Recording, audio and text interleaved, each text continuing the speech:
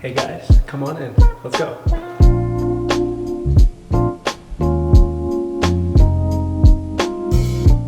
Welcome to my first studio apartment tour. This is my very first apartment since graduating college. I've been here for the past 2 years. I currently pay about $1,200 for about 500 square feet. Let's get started. So when you first walk in through the front door, you get this big long hallway right in front of you, as well as these 2 doors to your left. This one is just a little closet. I feel like everyone kind of has a closet like this, or like a drawer where they kind of just store stuff that doesn't really fit anywhere else in the place. I have some pet stuff, some of my tools that I use, some boxes for moving, and then just some extra bags. Just some miscellaneous items that are more so like out of place, out of mind, and keeps the rest of my place clutter-free. And then in this door, we have my bathroom.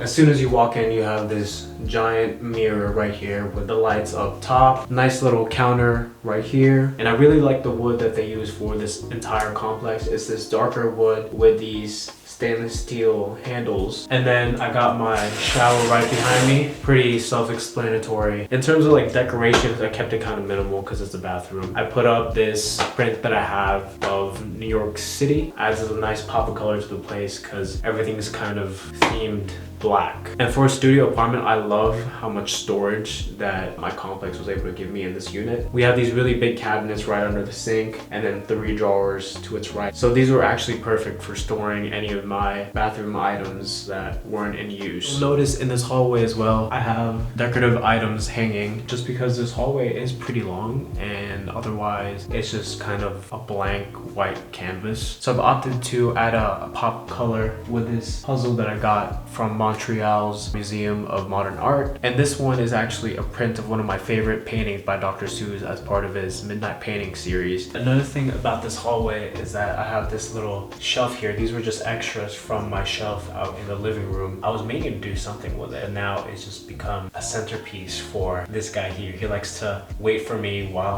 I'm away. If you'll follow me into this space right here, let's go to my bedroom.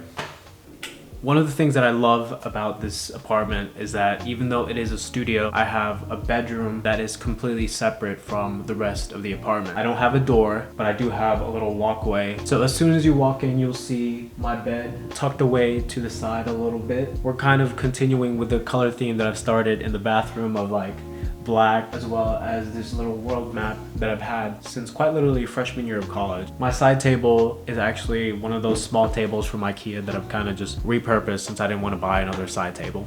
Well, another feature of my bedside table is actually this projector right here. I just had this giant wall. I thought it would be the perfect time to utilize a projector instead of having to buy like another TV. The only thing that I don't love is that I'm absolutely horrendous when it comes to cable management. The wires are kind of just all over the place and it kind of takes up a lot of excess surface area. So in the future, I'd probably find a way to mitigate the whole cable mess that I've got going on. This lamp right here is from Target, and I'm pretty sure every single person and their mother has had this lamp at some point. It's cheap and it does the job. On this corner, I have a little rack. Usually I have winter stuff that I can easily access, and then more warmer clothes for when the weather is a lot better. I also have this little ottoman where I put my phone to charge at night. Another thing you'll notice about this space is that I have my cat stuff right here. My cats love using this tower. They'll usually just perch up on here and stretch out. I also have my feeders over here in the corner, as well as another scratching board that's on the ground. And then I have this little toy right here that makes a lot of noise when I'm trying to sleep, as well as a little house that they barely use and I'm probably gonna throw away before I move. Shadow, come here.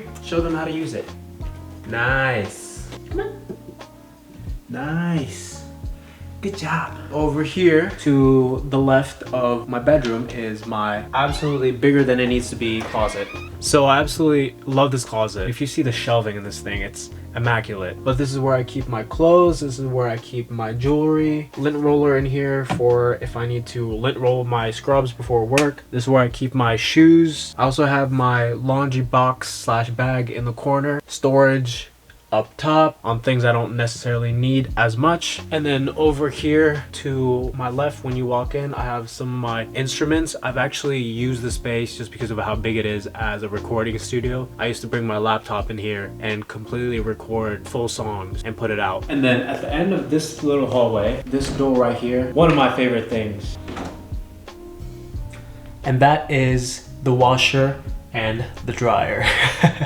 Believe it or not, I was honestly struggling a little bit when I was looking for apartments 2 years ago to find a place that was reasonable in price, but also had in-unit washer and dryer. A lot of them had hookups, which means you needed to buy your own washer and dryer, and I was not about to do that. So it was absolutely so important to me to find a place that offers in-unit laundry, and I'm so thankful I did because it makes my life so much easier. And when you come walking out of that long hallway, you end up in this space, which is my living room. I absolutely adore this current version of the space. When I first moved in, this space looked entirely different. This couch was up against the windows right there. It allowed for the room to be a lot bigger in terms of like how it felt, but it didn't divide up the room as well, in my opinion, because the kitchen is also a part of the living room. I feel like with this living room, I was able to have a lot more personal touches in terms of what I've allowed to be up hanging on the wall, as well as what's on the bookshelves, my little plushies that we got going on. As soon as you walk in from this hallway, you come across my little, I guess it's functioning as a console. This is where I have my gaming stuff, my Switch, my Wii, different camera equipment that I use on a daily basis. It's completely plastic and you're able to kind of make and design the boxes however you can. I opted for this kind of asymmetrical shape because I wanted to frame this wall kind of as a cohesive piece. And then over here, we have this little reading nook, taking the sunlight from this big window with a beautiful view of the baseball stadium. One of my worries about moving into this space was how noisy it was going to be during the game, but thankfully it's a lot more muffled than what I thought it'd be. And it has a nice ledge for my cats to relax, bask in the sun, and go see what's going on outside. Right behind me, this is my wonderful bookshelf. I got this plant from the thrift store up here that's kind of just hanging down. My top shelf is a lot more gaming stuff. I have my Nintendo, my PSP, Uno, different puzzles. The second shelf is like DVDs, CDs. My Lego bonsai tree is sitting here. The third shelf is strictly books. And then the very bottom shelf is kind of miscellaneous storage. I have nowhere to put this, but I've recently started running a lot more. So this is from my very first 5K. Jeez. And then over here is my couch. This is a one-piece crocheted pillow that my girlfriend made me. This is a little plushie from New York that I got at the Nintendo store. Another fake plants. I keep my Roku remote, coasters, and some nice little coffee table books on the black coffee table that I got from not Restoration Hardware, that's a lie. Habitat for Humanity, thank you. And then over there in the corner is a black coffee table that I got for really cheap from Target. And then another little cat tree for the cats to perch on and relax. And then right next to the living room is my little work area. Whenever I come home from work, this is where I drop off my work bag. And this is where I spend the majority of time planning my life, making music, editing videos, editing photos. A lot of work gets done here. When I first moved in, I had this like big, giant, like industrial table that I was using as my little work area. It was taking up too much space and kind of looked a little bit out of place. And I have this whiteboard that I've had for years and years, and any important stuff kind of gets written on there. Right now I have apartment tour written on there.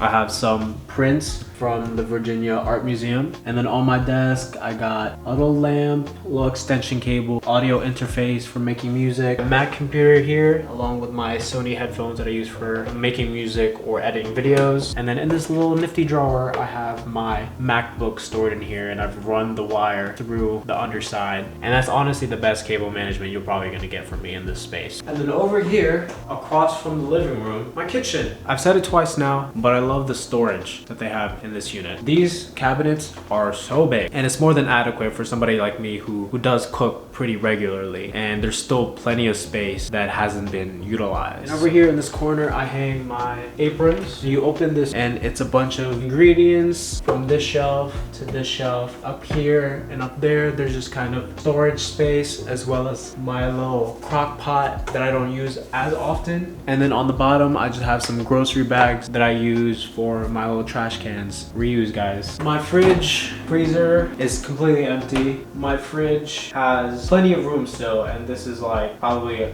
a week for the groceries for me. Up here, I have my dish rack. I have my lunchbox up there, and then there's more storage. I can't even reach that. And then in these cabinets, I have my plates, my Tupperware, along with any glasses, ingredients up here that are just easy to grab. Over here, I have a microwave, stovetop, and an oven. And then finally, this left side is where I keep most of my seasoning, other miscellaneous ingredients. And then I have 4 cabinets down here that hold my silverware, my cookware, and a lot of other miscellaneous kitchenware. In terms of everything on my kitchen counter, my knives, Tupperware of salt, because it's like a superstition. When you first move into an apartment, you want to have like a big container of salt as good luck. And I've had this since I moved here, so I just never bothered taking it out. Have my industrial toaster back here. And then over here, I have this big giant sink, which has been amazing for washing dishes and just holding all of the stuff that I use up whenever I cook a big meal. And then the prized possession, the rice cooker, guys. Amazing.